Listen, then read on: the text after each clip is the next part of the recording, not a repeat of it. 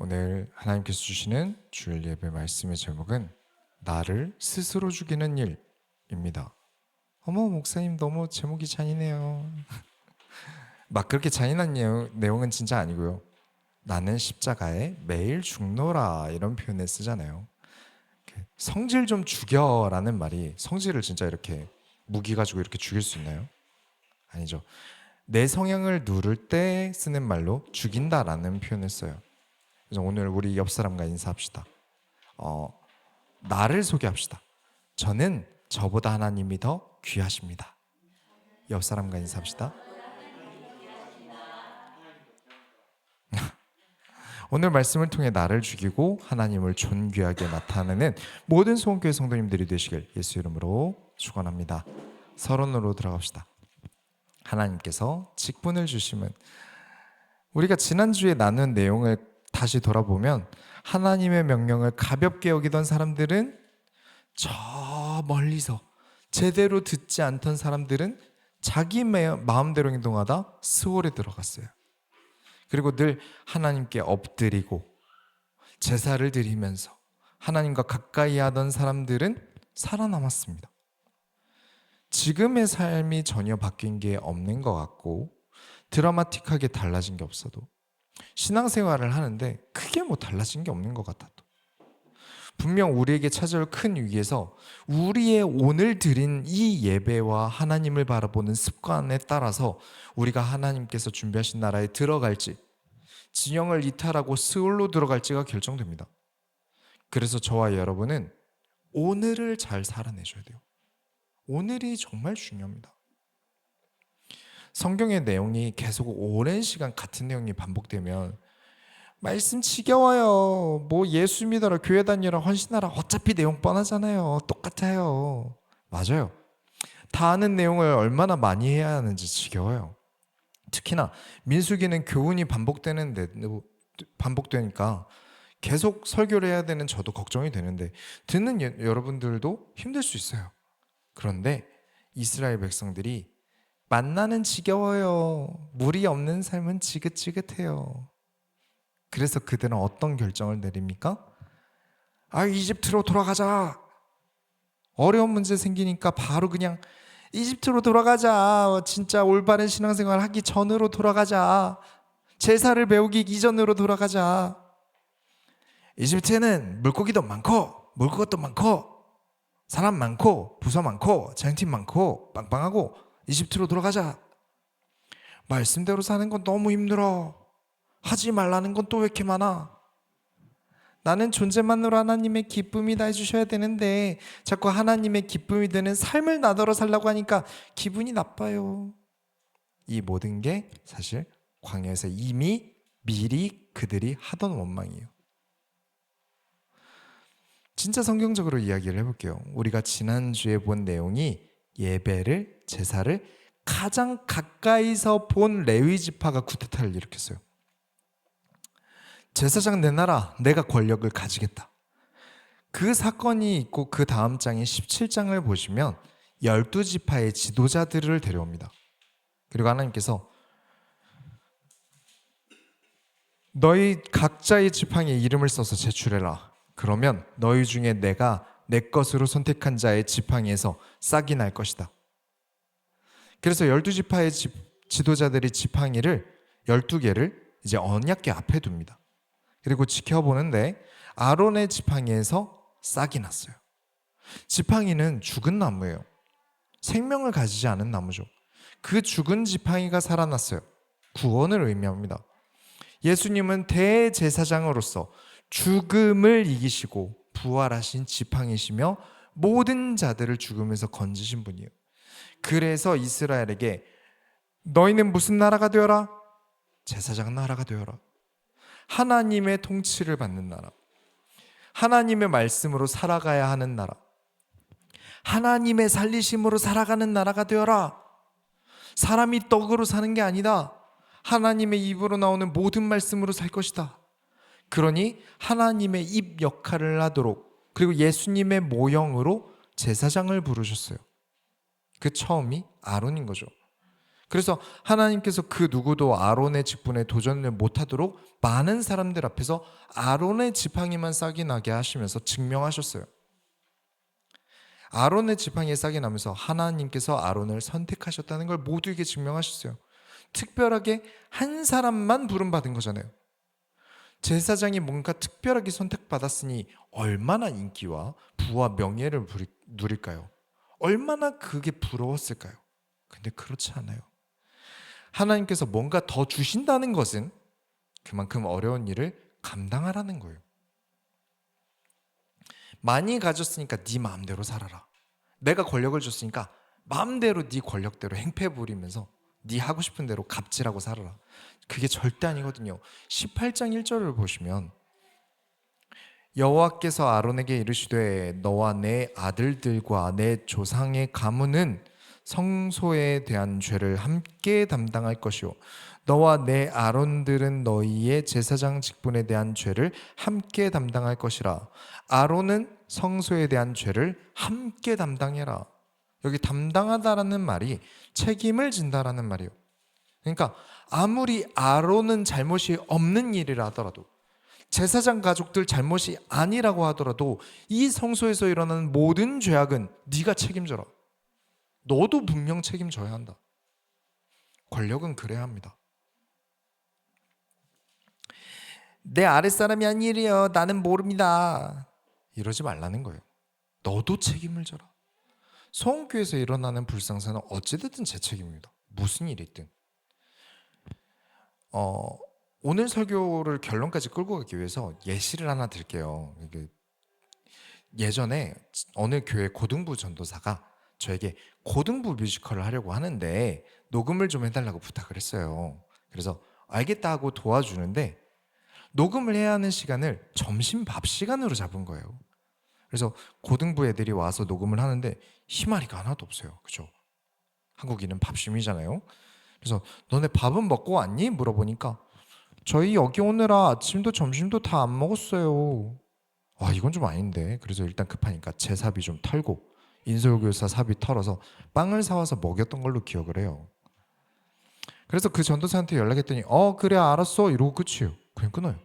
뭐 나간 금액 뭐 재정으로 충당하겠다 이런 얘기도 없어요. 어쨌든 그래서 녹음을 하는데 이게 애들이잖아요. 뭔가 이렇게 통솔이 안 되고 또 인솔교사 한 명만 어떻게 컨트롤하려니까 잘 안 되는 거예요. 그래서 사람이 부족해서 이런 상황이니까 전도사님 좀 오세요 라고 제가 전화를 했는데 기분이 좀 나빴나 봐요. 저보다 나이가 많았는데 쥐가 뭔데 나한테 오라 가라야 이런 느낌이었어요. 제가 뭐 돈을 받고 해주던 것도 아니었단 말이죠. 그래서 이게 맞나 싶어서 찾아가서 지금 뭐 하시는 거예요? 이거 전도사님 일 아니에요? 라고 물어보니까 하는 말이 그게 왜 내 일인데? 이러는 거예요. 이 말이 저에겐 너무 큰 충격이었어요. 자기가 맡은 부서의 일인데 자기 일이 아니래요. 이 일이 있고 한 10년 정도 지나면서 이제 그런 사람들과 좀 비슷한 유형들을 많이 만나면서 알게 된 게 있어요. 나는 전도사야. 사람들 앞에 마이크 잡고 가르치고 사람들 찾아가서 교육하고 이게 내가 하는 일이야 라고 생각하고 있는 사람들이 꽤 많더라고요. 자기 부서에서 하기로 한 일이라 자기가 대표로 와서 부탁했을 뿐이지 애들이 밥을 굶든 일이 진행이 안 되든 그건 자기 일이 아니라고 여긴 거예요. 내가 부서를 맡았다? 그 부서에서 일어나는 모든 일은 내 책임이에요. 내가 교회의 담임 목사다? 무슨 일이 일어나든 내 책임이에요. 아론에게 교회에서 일어나는 일은 제사장인 너의 책임이다. 죄는 다 너도 담당해야 한다. 여러분, 큰 힘에는 큰 책임이 따릅니다. 내가 직분을 가졌다면 힘을 가진 게 아니라 갑질할 권력을 가진 게 아니라 책임을 짊어진 거예요. 저의 목사의 직분은 어떤 대우를 받으라고 있는 게 아닙니다. 저는 소원교회에 대한 책임이 있고 사회적으로 다른 믿지 않는 자들이 저를 보면서 목사라는 건 저런 사람이야 라고 상상할 거예요. 교회 다니지 않는 사람들이 목사 이미지를 가장 가까운 사람으로 구축을 하더라고요. 그래서 저는 모든 교회의 대표라는 책임감을 가지고 있어요. 왜냐? 저 때문에 다른 교회도 욕먹을 수 있어요. 그 책임을 다 가지고 있기 쉽지 않아요. 사회에서 저의 이미지는 모든 교회의 이미지이면서 가장 중요한 거, 우리 교회 성도들의 이미지도 될 수 있어요. 저는 그만큼의 책임이 존재해요. 그래서 지난주 이야기처럼 저는 과거로 돌아가면 어린 저를 어떻게든 말려서 목사를 못하게 해야 되지 않나. 우리 믿는 자라는 것은 믿음만큼 본을 보이는 사람입니다. 지난주 말씀에서 율법 제사에 대해 모를 땐 하나님이 많이 봐주셨어요. 그런데 율법과 제사에 대해서 배운 이후에 이스라엘 백성들을 잘 봐주지 않으세요? 나는 신학교 다녔어. 내가 더 많이 알아. 내가 더 여기 오래 다녔어. 내가 장로야 장로. 이런 갑질하고 자랑질하고 질투할 내용이 아니라 나는 본을 보여야 돼. 나의 신앙생활 구력만큼 나는 본을 보여야 돼. 사랑의 본을, 인정의 본을, 은혜의 본을, 더 나아감의 본을 보여야 돼. 내가 더 많이 하나님 나라의 일을 해야 돼 라는 뜻이에요. 이게 부담스러울 수 있죠. 괜찮아요. 나는 아직 부족하다고 솔직하게 말하면 됩니다.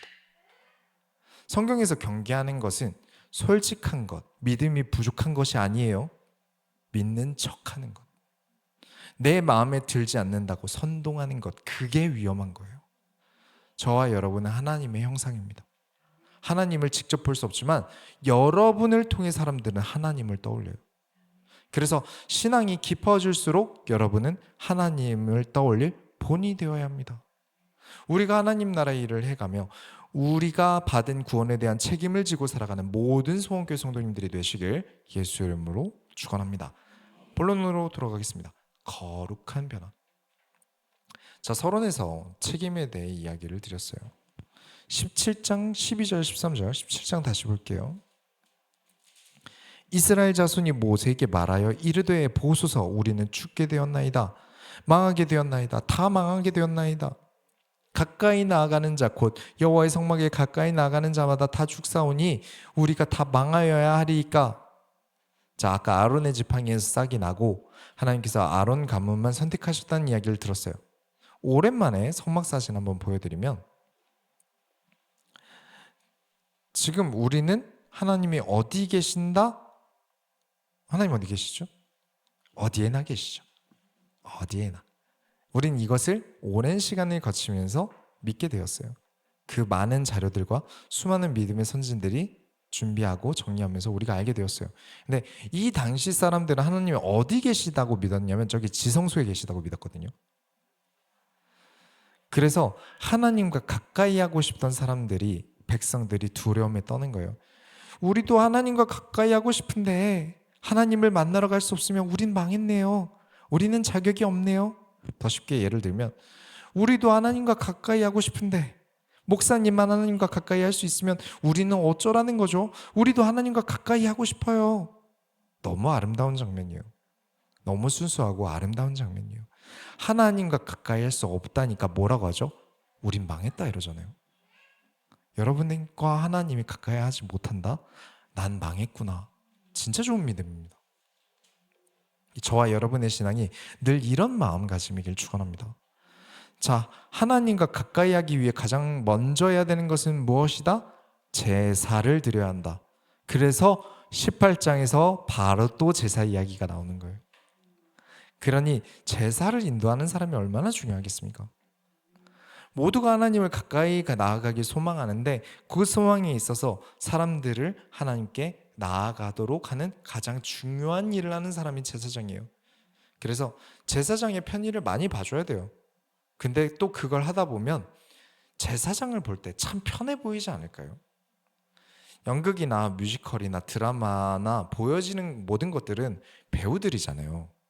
근데 그 실제로 뒤에서 진짜 수고하는 작가, PD, 카메라 감독, 음향 감독들이 없으면 보여지는 사람들은 사실 아무것도 할 수 없어요.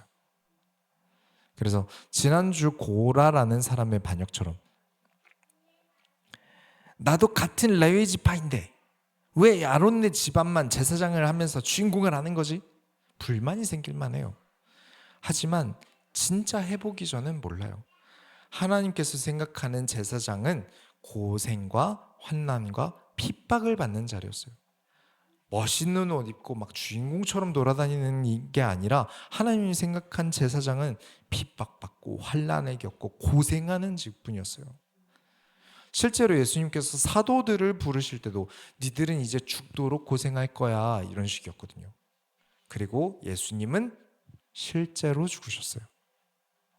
그러니 하나님께 쓰임받는다는 것은 수도 없이 많은 연단과 어려운 과정을 지나 나를 죽이는 일이에요.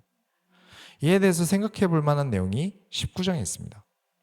그게 뭐냐면 2절에 붉은 암송아지 제사예요. 이제 새롭게 추가되는 제사인데 유대교 전승에 의하면 이 붉은 암송아지 제사는 9번밖에 드린 적이 없대요. 사진을 보여드리면 털이 붉은 암송아지가 필요해요. 털이 한 가닥이라도 다른 색이면 실격입니다. 완전 새빨간 암송아지예요. 이 암송아지를 죽이는데 항상 성막에서 잡았는데 이번엔 그 성막에서 잡지 않고 진영 밖에서 잡습니다. 아예 이스라엘 진영 밖에서. 전에 혹시 아사셀의 염소 기억하시나요? 제가 여기서 다 설명드릴 수는 없고 진영 밖으로 보내진 짐승은 버려졌다는 것의 상징이에요. 이 진영에서 버려졌다. 붉은 암송아지를 진영 밖에서 잡는다는 것은 이 붉은 암송아지는 버려진다라는 의미예요. 제사장이 이 암송아지를 죽이고 암송아지의 피를 진영 밖에서 7번 뿌립니다. 7은 완전수로 불려지니까 완전히 버려졌다는 뜻이에요. 제사장이 완전히 죽였다. 점점 어디서 많이 듣던 얘기 아닌가요? 아무튼 이 암송아지를 이제 불에 태워서 제를 만드는데 이 불에 성전을 만들 때 쓰이던 백향목, 우슬초, 홍색실 등 거룩하고 정결함의 상징들을 같이 넣어서 태웁니다. 이 제사로 인해 제사장은 그전까지 제사들에게 있어서 본인이 부정해진 적이 없는데 이 제사만큼은 제사장이 부정한 존재가 돼요. 그리고 제를 모아서 이제 다른 제사에 쓰여요. 어디서 쓰이냐면 자, 여러분이 예를 들어서 길을 가다가 실수로 시체를 만졌어요. 그럴 일은 없겠죠. 실수로 만졌어요. 죽음을 만졌으니 부정해졌어요. 율법대로면 그 부정함을 씻을 때 이 암송아지를 태운 그 재를 물에 타서 사람에게 뿌려요. 그러면서 정결 제사를 드리는 거예요. 이 어디서 많이 들은 얘기들 아닌가요? 우리 히브리서 한번 보겠습니다. 우리 히브리서 제일 먼저 찾으셔서 9장 찾으셔서 페이지 좀 알려주시면 감사하겠습니다. 과연 누가 가장 빨리 찾을 수 있을 것인가? 네? 361이요? 네, 361페이지. 역시 사모님이 가장 빠르셨군요. 9장 13절부터 14절 한번 다 같이 읽겠습니다. 염소와 황소의 피와 및 암송아지의 재를 부정한 자에게 뿌려 그 육체를 정결하게 하여 거룩하게 하거든 하물며 영원하신 성령으로 말미암아 흠없는 자기를 하나님께 드린 그리스도의 피가 어찌 너희 양심을 죽은 행실에서 깨끗하게 하고 살아계신 하나님을 섬기게 하지 못하겠느냐. 붉은 송아지가 죄인인 우리를 위해 완전히 버려짐으로 그런 것처럼 예수님께서 진영 밖에 버려진 저주받은 존재가 되셨습니다. 어느 정도로? 완전히 버려주셨습니다. 예수님께서 찾으세요. 아버지 왜 나를 버리시나이까? 에 대답조차 안 하셨어요. 완전히 버려주셨다. 완전히 부정한 자로 취급받으셨어요. 그리고 예수를 죽인 존재는 부정한 존재가 돼요. 그렇게 죽음을 마주하는 모든 인간을 씻기는 속죄 제물이 되셨고 우리는 붉은 암송아지의 잿물과 같은 성령으로 우리를 깨끗게 씻기십니다. 그러니까 그 양심과 행실의 거룩함의 변화가 없다면 과연 성령께서 함께 하시는가를 보셔야 됩니다. 자, 우리는 예수를 닮아가는 거예요. 신앙생활은 예수를 닮아가는 거예요. 모든 신앙인은 점점 예수를 닮아가고자 하는 거룩한 변화를 이뤄가야 합니다. 이를 성화라고 해요. 우리가 히브리서에서 방금 읽은 것처럼 우리는 예수의 죽으심과 성령을 힘입어 우린 거룩한 변화를 이뤄나가요. 근데 왜 나는 교회 다니는데 변화가 없지? 왜 신앙이 커지지 않지? 여러분, 어떻게 해야 성화가 될까요? 우리가 예수를 닮는다는 게 뭘까요? 해피 모든 게 잘 되고 돈을 많이 벌고 건물을 많이 사고 이런 게 아니라 더욱 고난과 환난을 겪는다는 이야기예요. 어머, 그럼 전 예수 안 믿을래요. 여러분, 이 환난과 고난이 뭘까요? 제가 가짜 크리스찬과 진짜 크리스찬을 구분하는 가장 중요한 메커니즘이 환난과 고난에 대한 자세예요. 가짜 크리스찬은 어려움을 겪을 때 이집트로 돌아가자고 합니다. 진짜 크리스찬은 어려움을 겪을 때 엎드리고 하나님의 명령을 따라 거대하고 강한 민족이라는 가나안과 싸우러 갑니다. 가나안에 목숨을 잃을 생각으로 전쟁하러 가는 건 환난이요. 그리고 미리 나를 죽이는 일입니다. 당장 이집트라는 죽지 않을 수 있는 선택지가 있어요. 죽고 싶은 사람이 어디 있겠습니까? 그러니까 가서 노예라도 하겠다는 거죠. 그런데 하나님은 가나안 땅으로 들어가라고 하세요. 이걸 듣는 나는 나더러 죽으라는 말이에요? 처럼 들려요. 이 과정은 스스로 나를 죽이는 일이에요. 아직 살아있지만 죽으러 들어가야 한다고 나더러 스스로 넌 죽어야 해 라고 말하는 일이에요. 너무나 마음이 어려운 일이에요. 진짜 저와 여러분이 겪는 환난과 어려움은 죽음입니다. 어떤 죽음이냐면 과거의 나를 죽이는 일이에요. 그래서 어려운 거잖아요. 저와 여러분이 겪는 어려운 환난이에요. 나는 이런 사람이야. 나는 이런 취향이야. 그런데 하나님의 명령이 나의 취향, 나의 성향도 죽여야만 하는 상황으로 몰고 가실 때가 굉장히 많아요. 내 마음대로 이렇게 하고 싶어요 라는 말 그대로 하나님께서 이끄신 경우가 성경에 거의 없어요. 우리는 이를 환난을 당한다라고 할 수 있습니다. 여러분은 날마다 십자가의 자신을 죽이셔야 합니다. 자기 부정, 날마다 예수의 피로 씻으셔야 합니다. 나를 죽이고 예수의 피로 다시 씻기고 나를 살리고, 과거의 자신을 죽이고 하나님의 말씀 앞에 나아가는 과정을 우리는 거룩한 변화, 성화라고 합니다. 마치 예수님처럼. 예수님은 십자가의 자신을 죽이셨습니다. 본체 하나님이시고 본인도 십자가 지시기 힘들어 하심을 보여주셨어요. 피할 수 있으면 피하게 해달라고 하셨습니다. 그러나 순종하심으로 십자가를 지시러 스스로 들어가십니다. 그리고 제사장들에 의해서 십자가에서 완전히 죽으셨습니다. 그리고 거룩한 변화, 죽음을 이기시고 부활하셨습니다. 그래서 저와 여러분은 결론을 내리면 죽음을 이겨내면서 거룩한 변화를 이루셔야 합니다. 지난주 말씀에 이어서 설명을 드릴게요. 저와 여러분에게 당연한 건 없습니다. 그냥 결혼 정년기라서 결혼을 해야 될 때라 결혼하고, 애 낳는 게 당연하다고 해서 애 낳고, 그러다가 보면 언젠가 특별하다고 여겨지는 사람이 생기면 떠날 거예요. TV 예능에서 어떤 강아지가 인기가 생기면 2년 뒤에 그 품종의 강아지가 대량으로 유기견으로 발견된대요. 인기가 있으니까 유행하니까 그냥 귀엽다고 분양했다가 2년이면 지겹다고 시골에다 내다 버린 거예요. 그냥 당연해서 라는 가벼운 이유들은 분명 사람을 악하게 만듭니다. 그래서 저는 책임감이 없는 사람은 악하게 봅니다. 아무것도 책임지고 싶어 하지 않는 사람, 책임감이 없는 사람, 책임감을 느끼지 않는 사람은 변화되지 않습니다. 그냥 당연하게 자신이 받은 구원이 십자가가, 예수가, 교회가 당연해서 다니는 사람들은 아무것도 변화되지 않습니다. 소원교회를 다니는 게 당연하면 다른 교회를 가도 다를 바 없으니 더 좋은 조건이 생기면 갈 거예요. 은혜도 감사함도 없는데 어떤 변화가 있겠어요? 우리는 예수에게 빚을 졌습니다. 그러니 우리는 책임을 져야 돼요. 우리는 이 빚을 갚기 위해 나의 남은 인생을 드려야 돼요. 완전히 버려질 정도로.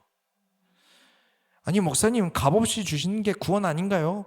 분명히 성경에 우리는 빚 없다 하셨는데요. 네, 맞아요. 그런데 사도복음서에서 다루겠습니다만, 빚 없게 해주셨으니 감사함으로 갚는 거라고 가르치신 게 예수님이에요. 이단 사이비가 이 인생을 드려라라는 말을 가지고 자꾸 이상한 짓을 하기도 해요. 그래서 이 말 하는 게 쉽지가 않아요. 부연 설명이 너무 많이 필요해요. 가진 돈 다 내놔라, 뭐 몇 억씩 내놔라, 퇴직금 땡겨받는 법 알려줄 테니까 받아와서 헌금해라. 이런 이단 사이비들의 악하고 악한 말이 아니라 진짜 나의 인생을 드리라는 말은 물질을 드리라는 것보다 더 중요한 나를 하나님께 제사의 제물처럼 죽이는 일이에요. 나를 완전히 드리는 일, 죽기까지 드리는 일. 한성질 하십니까? 근데 예수를 위해 성질을 죽입니다. 죽기보다 싫은 일이 있나요? 그러나 하나님께서 원하시면 하는 것입니다. 더 성장하고 더 나아가고 내 이득보다 하나님께서 나를 인도하심을 생각하는 거예요. 이게 어떻게 내 일이야? 마이크 잡고 내가 드러나고 주목받는 게 내 일이지. 어디 나한테 잡일을 시켜. 정말 많이 보았어요. 목사라고 자기가 먹은 젓가락조차 치우지 않는 사람들 정말 많이 봤습니다. 그런 악한 걸 보면서 사람들은 와, 나 꿀반다. 나도 저렇게 되고 싶다. 나도 저렇게 편하게 돈 벌고 싶다. 마이크 잡고 행복해 보이는 사람, 인기가 많고 사람들의 주목을 받는 사람, 자신이 인정받지 못한다고 생각하니까 뭔가 나도 사람들 눈앞에 보여지는 일을 해야 하나 생각하는 사람들 정말 많이 봤어요. 차량 봉사, 식당 봉사, 눈에 보이지도 않는 그런 일 말고 찬양팀, 주일학교 교사 등등 눈에 띄고 예쁘고 가르치는 일을 하고 싶어하는 것을 정말 많이 보았어요. 아니 목사님 누가 그래요? 제가 그랬어요. 제가 그래서 여기 있는 겁니다. 거기서 실수였어요. 제가 사모님 유튜브 라이브 가서도 했던 말이에요. 내가 드럼을 치면 사람들이 나를 좋아해 줄 줄 알았어요. 근데 안 좋아해 주더라고요. 그래서 기타를 치면, 곡을 쓰면, 노래를 하면 내가 나를 사람들이 좋아해 줄 줄 알았어요. 근데 아니에요. 그래서 신학교까지 갔어요. 그럼 존경받을 수 있을 줄 알았어요. 절대 아니더라고요. 우리는 예수의 드려짐을 본받은 사도들의 드려짐을 본받은 교부들의 드려짐을 본받은 순교자들의 드려짐을 본받은 쭉쭉 내려와서 지금 저와 여러분에게까지 누군가의 본이 전달된 거예요. 저로 인해 여러분이 드려지고, 그러려면 제가 가장 많이 드려줘야 돼요. 저를 가장 많이 죽여야 돼요. 사람들 앞에서 살아있는 내가 아니라 예수로 인해 죽은 나를 보여야 돼요. 그리고 여러분이 그렇게 드려줘야 돼요. 저로 인해 여러분이 드려지고, 여러분에 의해 새 가족이 드려지고, 새 가족에 의해 또 다른 누군가가 하나님께 드려져야 돼요. 드려진다는 것은 무엇이다? 곱게 치장하는 것이다? 예쁘게 입고 다니는 것이다? 아니다. 나를 죽이는 것이다. 나를 죽이고 더욱 성화되어진 사람들이 본이 되는 사람들이다. 여러분이 하나님의 형상, 하나님의 간판으로서 살아가면 본이 되는 것이고, 과거의 나를 죽이고 새롭게 계속 나 자신을 리모델링 해가는 거룩한 변화를 이뤄내는 이 고난을 받음으로 예수를 세상에 나타냅니다. 아, 목사님 너무 하기 싫어요. 고생 싫어요. 하셔야 합니다. 왜냐? 이게 여러분의 책임이에요. 구원받음의 책임. 예수의 죽음에 대한 마음의 빚. 붉은 남송아지가 대신 죽어준 일에 대한 빚을 가진 사람으로서 삶의 책임을 다하시길 바랍니다. 거룩한 변화를 위하여 나 스스로가 죽기보다 싫은 일을 하나님 앞에 순종하는 모든 소원교회 성도님들이 되시길 예수 이름으로 축원합니다. 우리가 하나님의 소원을 이루어드립시다. 하나님 감사합니다. 우리의 삶에 하나님께서 함께 하심을 나타내시기 위해, 그리고 사람들에게 하나님의 살아계심의 본이 되기 위하여 내가 나 스스로를 죽이고 나 스스로를 부정하고 하나님이 원하는 삶을 살아가는 가장 거룩한 변화의 본이 되는 모든 소원교회 성도들이 되게 하여 주옵소서. 살아계신 예수 그리스도의 이름으로 기도드렸습니다. 아멘.